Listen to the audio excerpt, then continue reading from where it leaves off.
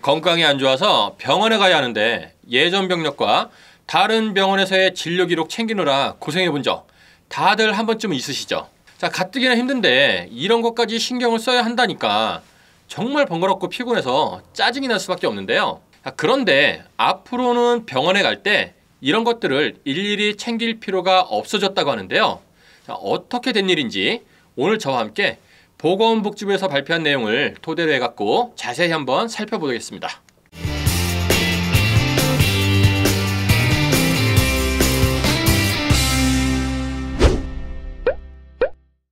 65세 김덕배 어르신께서는 백내장 수술 예정이십니다. 그런데 어르신께서는 평소 당뇨를 앓고 계셨는데요. 이 때문에 김덕배 어르신께서는 내과병원을 방문을 하여 당뇨 진료 사본 발급을 받은 후에요. 다시 안과병원에 가서 이를 제출하셔야 했습니다. 자, 문제는 수술 후에도 당뇨약, 백내장약 등 복약 관리에 어려움이 있었고요. 어려운 의학 용어로 진료나 검사 결과를 이해하기도 어려우셨다는데요. 자, 여러분, 지금 이 사례를 듣고 나도 이런 적 있는데 하시는 분들 많으시죠? 아마 생각보다 많으실 것 같은데요. 그런데 앞으로는 이런 수고와 번거로움을 환자 또는 환자 가족이 부담할 필요가 없어졌습니다. 바로 사본 발급, 병원 방문 없이 진료 기록이 온라인으로 송부가 되고요. 복약 시간 알림, 의약품 안전 점검 등 복약 종합 관리까지요. 한 번에 챙겨드리는 착한 서비스가 등장했기 때문이죠. 나아가 이 서비스는요. 진료나 검사 결과를 시각화하여서요. 환자가 자신의 상태를 쉽게 이해하도록 도와주기까지 한다고 하는데요. 자, 듣기만 해도 편리한 이 서비스, 자, 과연 어떤 서비스일까요? 바로 정부에서 2021년 2월부터 구축에 착수한 건강정보고속도로 마이헬스웨이 시스템입니다. 자, 마이헬스웨이 시스템은요, 현재 초기 단계 구축을 완료를 하고 8월부터 시범 개통에 들어갔습니다. 자, 그렇다면 건강정보고속도로 마이헬스웨이 시스템이 어떤 건지 좀 더 본격적으로 한번 살펴볼까요? 자, 건강정보고속도로 마이헬스웨이 시스템은요, 개인진도로 자신의 건강정보를 한 곳에 모아갖고요. 원하는 대상에게 데이터를 제공을 하고 직접 활용할 수 있도록 지원하는 정보 시스템입니다. 건강정보고속도로가 개통이 되면요. 국민은 방문 병원별로 분산된 자신의 개인 진료 기록 등을 일일이 방문하지 않고도 스마트폰 앱을 통해서 통합적으로 확인하고 조회를 하며 전자문서 형태로 손쉽게 발급받을 수 있고요. 의료기관뿐만이 아니라 본인의 활용 목적에 따라 자신의 개인 진료 등을요. 보건소, 사회복지시설, 어린이집, 요양기관, 민간 서비스 기업 등 다양한 기관에 안전하고 간편하게 전송할 수 있는 디지털 플랫폼 환경이 구축되게 되는데요.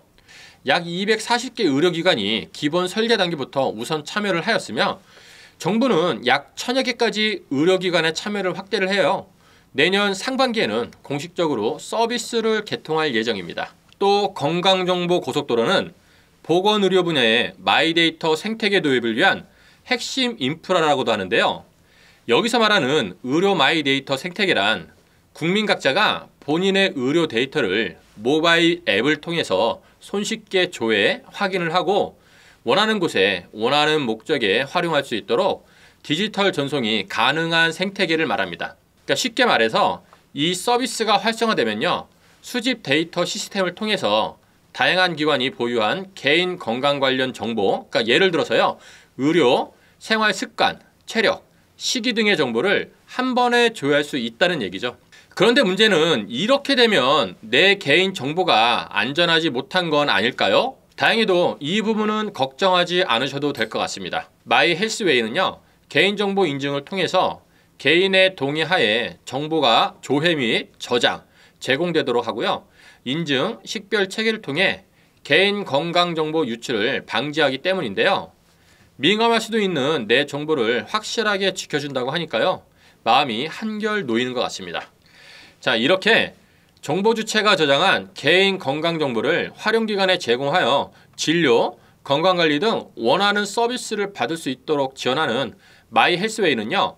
현재 시범 개통에 들어가고 있다고 말씀을 제가 드렸죠. 현재 이 서비스는 8월부터 12월까지 약 4개월간 국민 참여단을 통해 얼마나 편리한지, 혹시 더 개선할 점은 없는지를 알아보기 위해서요, 시범적으로 운영을 하고 있는데요. 국민 참여단은 제1기 참여 의료기관인 서울 성모병원, 부산대학교 병원 등에 방문하여 진료받은 경험이 있는 환자 중에서 의료 마이데이터 시범 개통 실증을 위한 참여 모집에 응해 주신 분들입니다. 자, 그렇다면 실제로 이 서비스를 사용해 보신 국민 참여단 분들의 후기를 한번 살펴보도록 하겠습니다. 먼저 서울 성모병원에서 체험에 참여해 주신 분의 후기입니다. 항상 병원을 방문할 때면 나의 이전 진료 기록까지 챙겨야 하는 번거로움뿐만이 아니라 그 많은 진료 기록을 언제 어떻게 다 받을 수 있을지 막연한 걱정과 피곤함도 느껴졌습니다. 또한 나이가 들어가면서 동네 병원에서는 해결이 어려워 큰 병원을 찾게 되는 일이 잦아지고 있는데요. 큰 병원을 가야 하는 두려움 속에서 진료기록 사본 발급을 신청하고 동의하고 비용을 지급하고 또 큰 병원에 가서 접수해야 하는 기나긴 과정은 저 같은 사람들도 힘이 드는데 기계 사용이 서투른 저희 부모님께는 더욱 힘든 일일 것입니다. 자, 하지만 서울 성모병원의 의료 마이데이터 활용 앱을 통해서 진료 기록을 신청하고 접수하는데 소비되는 시간이 줄어 너무나 편리하고 좋았습니다. 건강정보 고속도로가 전국 병원에 정착이 되면 서류를 직접 챙겨야 하는 번거로움이 줄어들고 나와 부모님, 나아가 전 국민이 보다 더 편히 진료를 받을 수 있을 것 같습니다. 라고 후기를 남겨주셨네요. 자, 다음에는요, 부산대 병원에서 체험에 참여하신 분의 후기를 한번 살펴보겠습니다. 제가 처음 부산대병원 의료 마이데이터 서비스를 활용하게 된 것은 진료 예약 시간이 많이 남아 대기하던 중에 발견한 의료 마이데이터 국민 참여단 모집 부스를 통해서였습니다. 각 병원에 흩어진 진료 기록들을 한 번에 조회할 수 있고 그 기록들을 다른 병원에 공유할 수 있다는 점에 관심이 생겨 국민 참여단에 지원하게 되었는데요. 부산 의료 마이데이터 활용 앱에 가입을 완료하고 앱에 대한 설명을 들은 후 다음날 저의 의료 데이터를 조회해 보았습니다. 사용을 해보니 부산대학교 병원뿐만이 아니라 다른 병원에서 진료받았던 기록들과 자세한 검사 결과도 조회가 가능한 것을 보고 매우 유용해 보였는데요. 또 한 가지 좋았던 점은요, 약을 처방받고 약 봉투를 버려 내가 먹은 약이 무엇인지, 어떤 약을 동시에 복용하면 안 되는지를 알 수 없었는데요. 이 앱을 통해 찾아볼 수 있으니 이해가 쉬웠다는 것입니다. 그리고 어플을 통해 진료 이력이나 처방 이력도 공유할 수 있어 타 병원 진료 시 새로운 의사 선생님께 복용 중인 약이나 보유하고 있는 질환을 설명하기 힘들었던 문제도 해결되었는데요. 앞으로 이 사업이 전국적으로 활성화된다면 의료 서비스 이용에 많은 도움이 될 것 같습니다. 자, 이렇게 실제로 서비스 이용을 해보신 국민 참여단 분들의 후기를 살펴보았는데요. 내년 상반기부터 공식적으로 서비스가 운영이 된다면요, 아마도 국민 모두가 예전보다 훨씬 편리하게 병원이나 보건소 등의 의료기관을 이용할 수 있게 될 것으로 보입니다. 자, 더 자세한 내용이 궁금하신 분들은요, 건강정보 고속도로 시범개통 홈페이지 www.myhealthdata.or.kr에 접속을 하시면 되겠고요. 추후에 업데이트되는 소식이 있으면요, 바로바로 전해드릴 테니까 오늘 전해드린 정보 꼭 기억을 해 주시길 바라겠습니다.